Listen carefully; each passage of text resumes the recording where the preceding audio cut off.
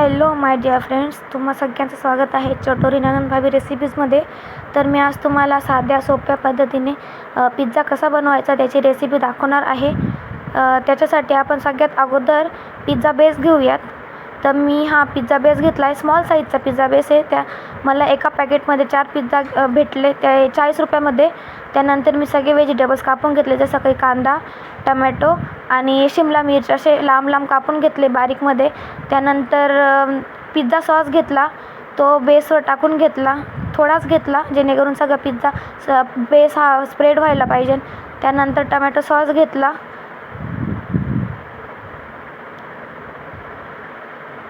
व त्याच्यानंतर शेजवान चटणी घेतली.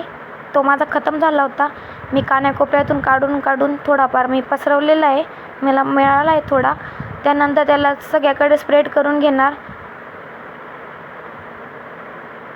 आजूबाजूलाही स्प्रेड करून घ्यायचं जेणेकरून कोरडा पिझ्झा नको लागायला, टेस्ट यायला पाहिजे सॉसची. त्यानंतर आपण जेही बारीक कापलेले व्हेजिटेबल्स आहे ते छानपैकी रचून घेऊयात, सगळ्या ठिकाणी रचायचं आहे.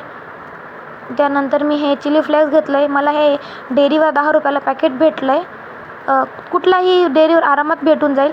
त्यानंतर मी ते चिली फ्लेक्स आपल्या पिझ्झावर टाकून घेतलं आहे.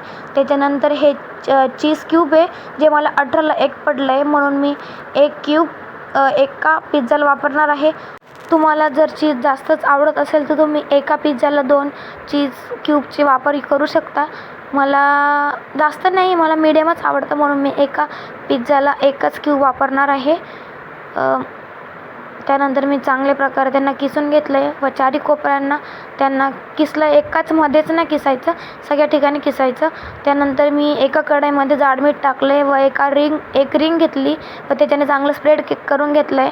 व ते गरम झाल्यानंतर मी 1 कप बारीक ताटली होती ती त्याच्यावर ठेवली आहे रिंगवर. त्यानंतर मी पिझ्झा लावून घेतले.